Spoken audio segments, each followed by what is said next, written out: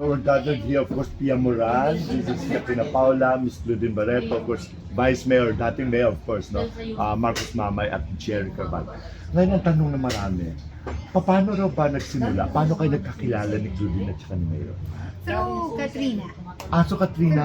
Through Katrina. So, pero matagal na rin na kami naging sobrang close dahil pa kay Katrina. Pero na-meet ko na si Mayor matagal.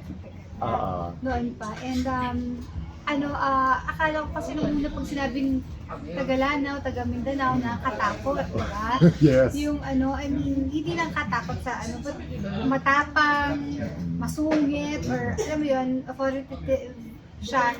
Pero nung na-meet ko siya, sobrang humble. Sobrang humble. At lalo niya napatunayan yun sa akin nung nagpunta ako na. Pumunta ka doon. Pumunta ako. From ilang hours yun, Mayor, kami? 4 hours from Cagayan de Oro. From Cagayan de Oro, 3 to 4 hours. umabot kami ng 8. Oo, dahil may mga inayos na, mga 8 hours. Para kami nagbagyo rin pag lagi niya. Pero I didn't mind. Kami we didn't mind at all. Kasi talagang gusto kong sumuporta, syempre sa kaibigan ko. Kasi nice sa mga panahon din na down ako. Si Mayor nandyan lagi, talagang para tulungan ako. Advice sa lahat ng bagay. Siya yung go-to parang person namin ni Kat na who makes us feel safe. Alam mo yun, na syempre wala naman kami mga boyfriend, walang ganyan. Pero nakahanap kami parang kapatid. Na, which is I think more important. Na, yung na-meet ko, sabi ko, hindi ako mapaniwalang naghahawak si Mayor ng mga baril pala. Sa movie niya, si Kuya Jeric what you call this? Bida doon. So, nagulat talaga ako. So, when I went to Nungnugan, nakita ko yung kung paano niya pinaganda. Yung alam ko naman Sherwin Yeah. Sherwin nung pagpunta ko doon. Pero yung, hindi siya naging kampante. Yes. Mayor, ikaw nung na-meet mo si Claudine, what came into mind? Hindi ba tulad ng iba na anak ko, crush ito, liligawan ko? Actually, alam naman natin siguro na may pangalan na. Tapos alam naman din natin kung sino si Claudine, di ba? So, lahat na andun na sa kanya. So, sino ba naman di umahanga sa klaseng tao si Claudine? So, ganun, expected na yun. Kasi normally pag ganyan, di ba, kasi siyempre politiko, artista, ngayon, pero nagugulat kami, na-surprise kami, why Claudine trusted you so much? Alam mo yun, bakit knowing Claudine, napakaingat niyan para to go out of her way to go to Mindanao, para kampanya ka, there must be something about it. Ano yung nakita mo sa kanya? Yung love niya para sa mga at hindi lang yun, yung pagtrato niya sa mga tao niya. At sa pagtrato niya sa kahit sinong tao. Ewan ko, pwede ba sabihin Mayor, baka mamaya delikado. Siyempre maraming iingit sa kanya, diba? Maraming mga death threats, mga ganyan. Pero pag nasa Manila siya, wala siyang security. Wala siyang security.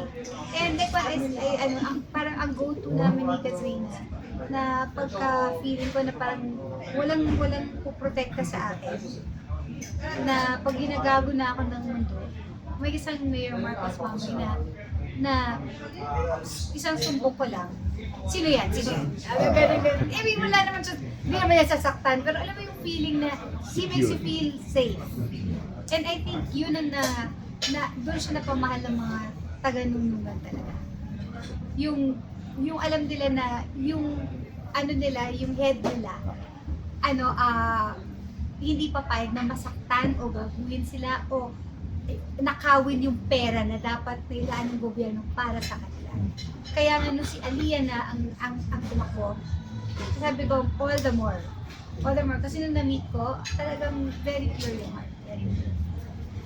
Tapos Mayor, doon mo naisip mo ba that time na, gawa kaya akong pelikula with Claudine? Naisip mo yan? Actually, matagal na Sabi ko, how I wish na magkaroon ako ng movie na starring Claudine Barreto, Wow. sa mga ibang cast din. So, sino ba naman din mahanga, di ba? Claudine na yan eh. May pangalan na yan. Box office tayo yan. Kasi balikan natin yung katanungan kanina, paano kami magkaibigan. Tagal na kami nag-meet. Yes, matagal na kami magkaibigan.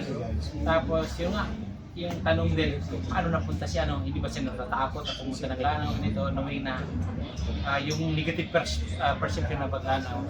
Actually, yung dahil sa matagal na friendship namin, as what Klaus said earlier, no? So, nandun na yung trust, no? So, also the fact na tayo yung advisor na Actors Guild of the Philippines at Showbiz Industry Alliance. So, magkakasama na dito sa showbiz industry. Kahit paano, alam natin, no? Yung mga kasama natin. How was your experience, Claudine, going to Lanao? One of the best experience kasi it's syempre puro Muslims, di ba? So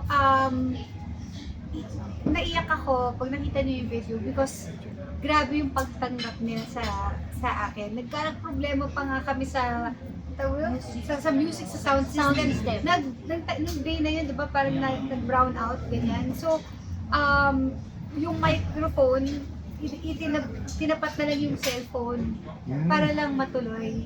And alam nyo, walang nambastos, walang nanghipo, walang talagang disiplinado ang mga tao.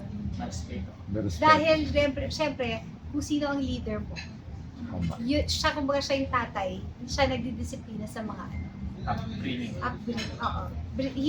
He raised Nungnugan, the people of Nungnugan well. Is it your first time to go there? Yes, my first time. And hindi yan magiging last time. Tumagal ka ba doon? Ilang days kami for 4 days. Yes, 4 days. Sa kabinasyon ni Mayor?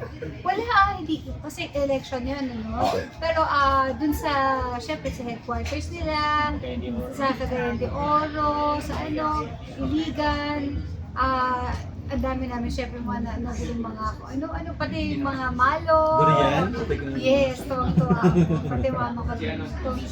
Mayor, pagka-visitor po ba doon, required sila like mag-wear ng pang-Muslim? Not necessary naman. So regardless kung anong religion ito, so welcome naman siya. Pero gusto ko doon. Have you tried, Miss Cloud? Have Kaya you lang, tried? ayoko lang kasi baka sabihin ng mga Muslims na parang baka mabasta sa Actually, Oo. kasi napaka-Muslim din yan. Nag-worship. Pero gusto ko talaga mag-hijab.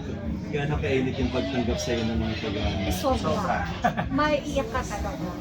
Alam mo nga, nung bumaba ako, tapos nag-picture akong ganyan, walang isang tao lang yung may nag-pull. Siguro sa excitement lang. Pero the rest, sila mismo na yung, walang pull na ganyan. Paano yung paano nakaupo tayo? Umupo kami sa floor. Sa stage, para makita yung tao. Baliktad. Tapos, Si Claudine kasi sobrang siya sa tao. Gusto niya yung mga tao. So nataranta kami. Typical of her. Kasi, hello, Claudine Barreto, di ba? Nagkakaguluhan tayo. So siya mismo yung umupo dun sa gitna. So nagayahan lahat. Tapos syempre, nung umupo na, nakita na si Claudine, tapos laging din yung picture, di ba? Yung mga tao, gusto mag-picture sa kanila, may humili sila dito. Natakot kami noon. Kasi, yung kasama niya si Sol na parang, sabi ko, Sol, ano gagawin natin? Wala, nagkakagulo talaga yun. pero hindi ako sinasa. Wala. So, in fairness Tuwa naman, lang sobrang siguro. loud. At saka yung talagang niyayakap nila ako. Talagang, alam mo yun, tapos kumakanta sila sabay ko, tapos mga umiiyak, kasi syempre, hindi naman lahat ng artista na nakakarating na nakakatapang sa numbulan.